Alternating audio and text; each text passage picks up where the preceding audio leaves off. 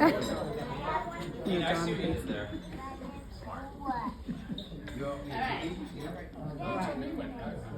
So anyway, I'll just start because everyone said very kindly that the speech earlier was very nice and wonderful, and this is going to be a mess. Absolute Rich McInerney mess. Rambling thoughts. So I have these notes. If you saw what I was looking at, you'd be like, "What are you even reading?" So the first thing I want to do is I want to thank my wife, Kristen.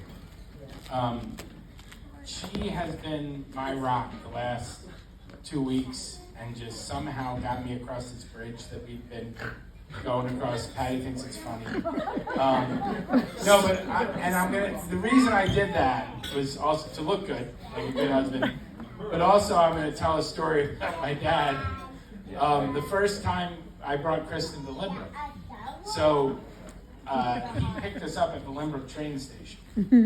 And so we take the train out, and I'm like, "Oh, you're gonna really like it. Lynbrook's a great town." And my dad picks us up, and he's like, hey, good to see you." I think they had met before. I don't really remember, but the key point of the story is where he's driving us it's like a 4-minute ride, and some very strange-looking man who had like long hair, beard, just started like kind of rickettily riding by on a bike.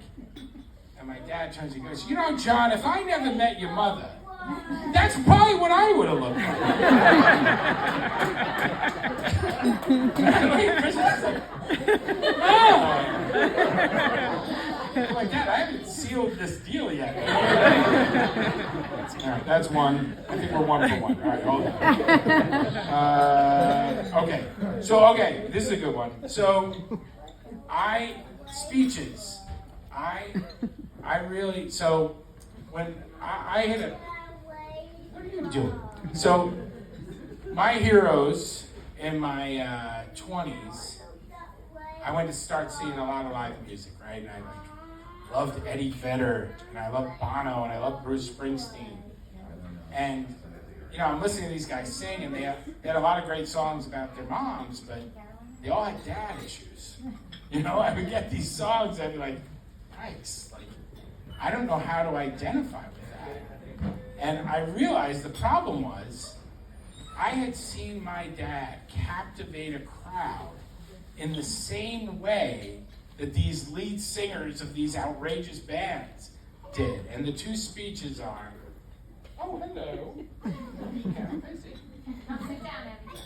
So, I saw him give speeches on just, is Patty Bixel still here? Okay, so I'm going to do it again. So, the first speech was the speech he gave at Patty's New York wedding, because I have to say New York wedding, because Patty, of course, had 2 weddings. And then the second was at Bix's funeral. And in both of them, he opened with 2 lines. So the first line at Patty's was, "This is going to be really authentic. Most people speak, and they're not really telling you who they are. I'm going to show you who I am." Not opening. And then at Bix's, where he gave just, I don't even know how to describe it, but what I'll say is he said, "I might cry, and that's okay." So those are my 2 intros there. Hold on, I told you it's going to be a mess. This is a good joke. If you're timing this, good luck. Okay. He did not want his funeral to be somber. He told me that many times. He said, "I want people to tell stories and laugh." So I'm going to say this.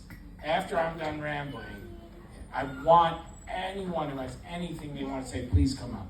Please that's what he would want, and he loves that. He loves people just sharing stories of joy and life. He grew up in the South Bronx. As many of you know, he left home at 13. Dylan's 12, by the way. So it'd be like Dylan coming to us and be like, "I'm going to go become a monk." Kind of interesting. But as I like to say, not even the father the Son, or the Holy Spirit stood a chance against Nancy Belushi? There we go. All right, I got you. All right, so at the age of 32, with not a dollar in his pocket, literally, John, I had no money. I had literally no money. He left the religious order to do what he felt was the ultimate service, marry my mom and start a family, which is just incredible. Type of service. Okay, good. Hold on. It's funny when you make these notes. Who is running the timer? I haven't even started. Okay, here we go. So when he gave us advice, yeah, thank you, Coach. That's my guy. That's number 80 right there. I want to talk about how people always say to me, "You had the best dad." Well, how did he do it? What did he do? I'm going to tell you some things. So let's talk about what he did to give us advice. He never told us what to do, ever. The way I characterize that, I said, if one of us asked, "Dad, should I wear a jacket?" He would say, "Well, it's cold outside." And I needed a lot of advice at times in my life. And one time I was dealing with some really just bad people as coworkers, right?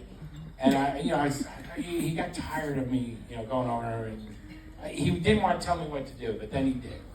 And he said, "John, you have to accept there are a bunch of people out there who are cardboard people.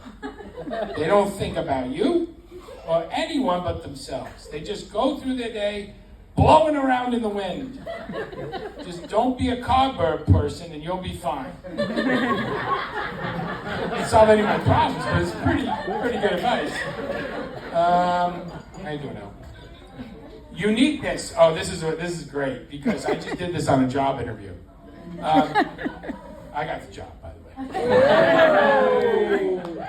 I don't know if any of you have ever been in a conversation with someone and had the pleasure of responding to a question about your dad and been able to say, "Well, my dad was a monk." It really sets you apart, pretty much. They don't really know. There's a lot of follow-ups to that. Hold on. So this is the one I was talking to Patty and Lizzie about last night. So, and Michael where's Michael? There you are. He told me just let it rip. So, because I'm going to brag about myself. I was the quarterback of the football team. Remember, right? And I was also, I was the runner-up to prom king. That's the freaking winner right there, baby. Pete Johnson. He looks like a Viking. But my point is, how many dads do you know that obsess about their kids' sports? And I was, I wasn't the greatest, but I was a quarterback, what more could you want?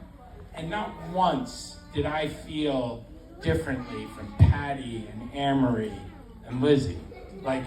He had pride in anything we did, anything. And I say that, and then I realize, well, Patty went to an Ivy League school. Amory took over a camp at 14. And Lizzie could have easily been a professional ballerina if she chose to. So, we were all pretty, we achieved a lot. But he really, truly made us all feel special.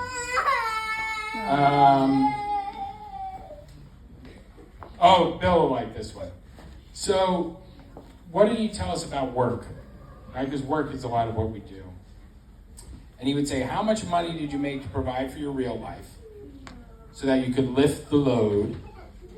And then he said, how do you get along with your colleagues? And I remember going to his retirement party, and it was just unbelievable. People were getting up and giving these long rambling speeches like I am right now. And they wanted to be there. They weren't there because it was what the thing to do. They all had something they wanted to say about my dad. And I always remember thinking that was really, really something. I think we're done. Hold on. You gotta end with a bang. I'm going to end with a bang. Don't you worry, Michael. So that's a lot of who he was. So the biggest thing he taught me was to live for meaning, right? Don't live for money. Don't live for achievement, whatever that means. Be in the moment. And he did that from start to finish. I mean, he was just one of those people that you aspired to be around. And I just think for me that if I said all that I just said, and I could have simply said that he was my hero. He really was. And I hope someone is going to follow this speech and share more. But if not, I just say, let's all raise a glass and say cheers to Rich. Just the greatest dad.